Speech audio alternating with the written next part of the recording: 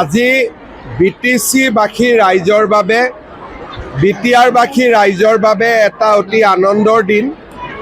ছেপ্টেম্বৰ মাহত অসমৰ বাকী অঞ্চলৰ ৰাইজে অৰুণোদয় আঁচনি লাভ কৰিছিলে, কিন্তু BTR-ৰ নিৰ্বাচনৰ পৰিপ্ৰেক্ষিতত BTR-ত আমি অৰুণোদয় আঁচনি দিব পৰা নাছিলোঁ।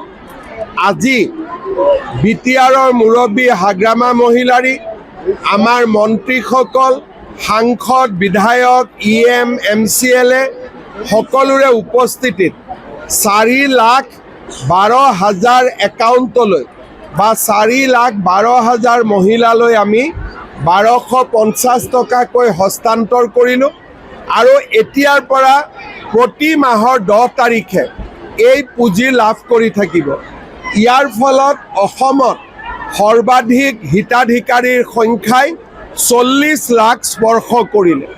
ইমান ডাঙৰ আঁচনি আমাৰ ৰাজ্যত আগতে কেতিয়াও নাছিল। এটা বিশাল আঁচনি, সকলো দুখীয়া ৰাইজক সামৰি এই আঁচনিটো আজি আগবাঢ়ি গৈছে। মই BTR-ৰ হিতাধিকাৰীসকলক অভিনন্দন জনাইছোঁ। আজি আমাৰ SIT-য়ে যেনেকৈ আমি অসমৰ ৰাইজক প্ৰতিশ্ৰুতি দিছিলোঁ যে জুবিন গাৰ্গক ন্যায় দিয়াৰ দায়িত্ব আমি গ্ৰহণ কৰিছোঁ, আজি সেই দায়িত্ব পালন কৰি গুৱাহাটীৰ আদালতত SIT-য়ে অভিলেখ সংখ্যক সময়ত চাৰ্জশ্বীট দাখিল কৰিছে।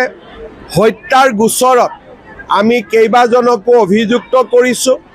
মই ভাবোঁ যে এতিয়া আদালতে সুন্দৰভাৱে এই গোচৰৰ শুনানি কৰি দোষীক উপযুক্ত শাস্তি দিয়াৰ ব্যৱস্থা গ্ৰহণ কৰিব।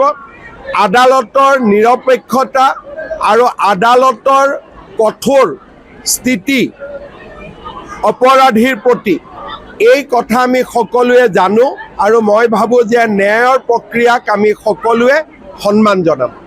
এতিয়া এইটো হৈ গ'ল যেতিয়া নেক্সট গৌৰৱ গগৈ। আজ হাম BTR। যিকোনো খবৰৰ বাবে যোগাযোগ কৰক 7099017330 লগতে 7099017110 নম্বৰত।